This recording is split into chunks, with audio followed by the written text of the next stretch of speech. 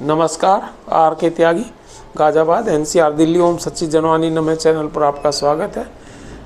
आप सभी साथियों को नमन करता हूं और जो मुद्दे चल रहे हैं वो आपके सामने हैं, आपके सम्मुख हैं। सभी मुद्दे आपको सब पता है कि क्या चल रहा है। अभी मैंने एक वीडियो बनाया, उसमें सभी चीज़ें बताई और आज मीटिंग है, उसमें जो होगा फिर शाम को हम प्रतिक्रिया करेंगे उसी हिसाब से और डिटेल्स आपके सामने रखेंगे जो भी आएंगी बातें। और तरह तरह की बातें चल रही हैं कि ये भीख है, एक्सक्रेशिया कोई भीख नहीं है, यह एक गवर्नमेंट की ग्रांट है और कंसोलेशन राशि है। ये इलेक्शन क्योंकि आ रहे हैं जनरल इलेक्शन, तो उसमें गवर्नमेंट ये सोचती है कि जो बैंकर्स के वोट हैं, बहुत वोट हैं, वो भी हराने जिताने के लिए काफ़ी होते हैं। और बीजेपी के वोटर हैं ज़्यादातर, 97-6%, 8%, 98% जो है वो बीजेपी के वोटर हैं, क्योंकि बंगाल और केरल, तमिलनाडु जैसे क्षेत्रों को छोड़ करके ज़्यादातर बैंक वाले बीजेपी को ही वोट कास्ट करते हैं। यहाँ पर हो सकता है कश्मीर में कुछ कम करते हो या हो सकता है पंजाब में कुछ कम करते हैं, अन्यथा बैंकर्स के वोट बीजेपी को जाते हैं राष्ट्रीय मुद्दों के ऊपर और साफ़ सुथरी छवि होने के ऊपर। हालांकि वो कितनी साफ़ सुथरी छवि होती है, कितना वो उस बात पे खरे उतरते हैं, ये तो उन्हें पता है। लेकिन बैंकर, रिटायर बैंकर या बैंकर, उसे इतना जानकारी हो सकता है ना हो, ना इतना वो करता हो जानकारी, ना उतने ऊपर वो उनका दिमाग उस संबंध में चलता हो। तो ये चीज़ें हैं और ये चीज़ें रहेंगी।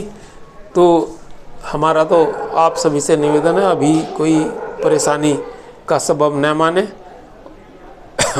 और एक्सक्रेशिया जो भी आएगा उसे भीख ना माने, ग्रांट माने।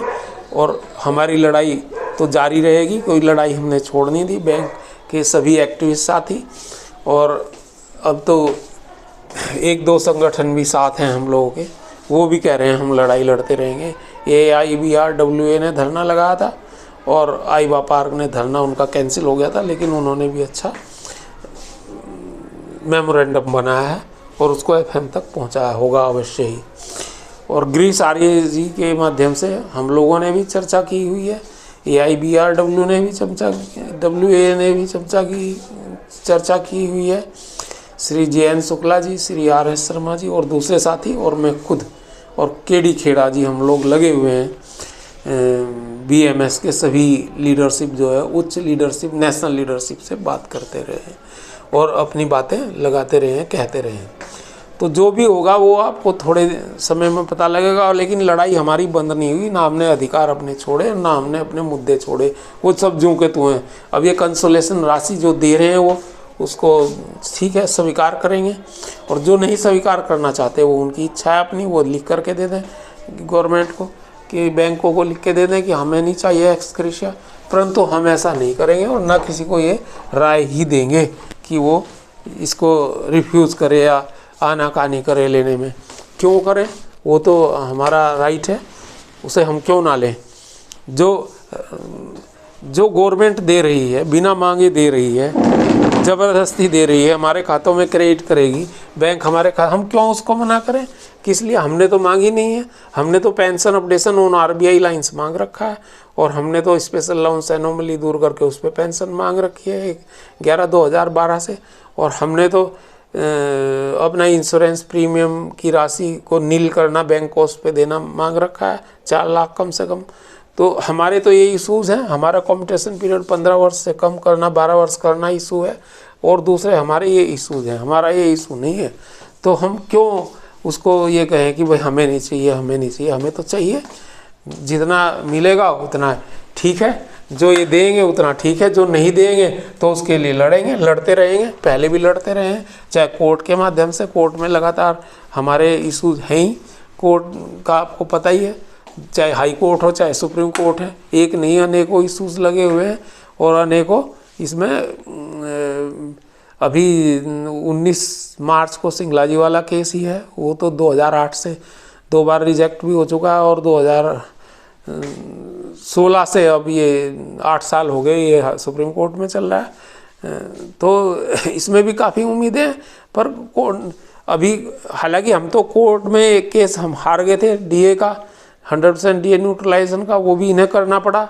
ये इसका वजह क्या है? ये है आंदोलन, ये है पेंशनर एक्टिविस्टों की गवर्नमेंट को लगातार चुनौती, लगातार उनके ऊपर प्रेशर, लगातार उनके ऊपर कोरस्पोंडेंस, फोन, मीटिंग्स, और जितना भी दुनिया भर का लोग कहते हैं ना कुछ नहीं होता मेल मैसेज से, सब चीज़ से होता है, हर चीज़ का, हर फील्ड की लड़ाई से होता है। लड़ाई जब तक सतत रहेगी, लड़ाई जब तक जारी रहेगी तो उसका प्रभाव पड़ता है। कोई कहता है कि नहीं पड़ता, बिल्कुल गलत कहते हैं। सबके प्रभाव अपने हैं, सबके प्रभाव अपने हैं, सभी लड़ाइयाँ लड़ी जाएंगी। और एक दिन ये होगा कि pension updation on RBI lines भी हम लेंगे, एक दिन ये होगा कि pension updation on RBI line के साथ साथ स्पेशल लाउंस एनोमली दूर करके उस पर भी पेंशन लेंगे हम नियमानुसार। और इंश्योरेंस प्रीमियम भी नील करेंगे, गवर्नमेंट के खर्चे पे हम लेंगे, बैंक के खर्चे पर हम लेंगे। तो ये मेरा पक्का विश्वास है। और जो बाकी हमारे अदर इशूज़ हैं, कम्यूटेशन वगैरह,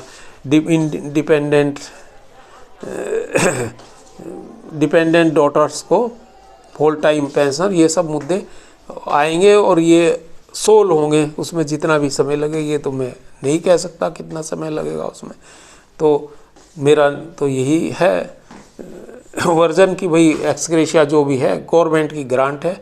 गवर्नमेंट तो भीख कहना गलत है, तो किसानों को अभी 23 करोड़ रुपए ओलावृष्टि में दिए हैं इन्होंने, और गन्ने का रेट इन्होंने बढ़ाया भी, जैसा डिक्लेयर हुआ था आंदोलन के ऊपर। तो ये गवर्नमेंट देती रहती है ग्रांट्स, गवर्नमेंट की ड्यूटी है। गवर्नमेंट तो अभी 51 करोड़ लोगों को 5 लाख का आयुष्मान कार्ड दे रखा है उन्होंने ट्रीटमेंट के लिए।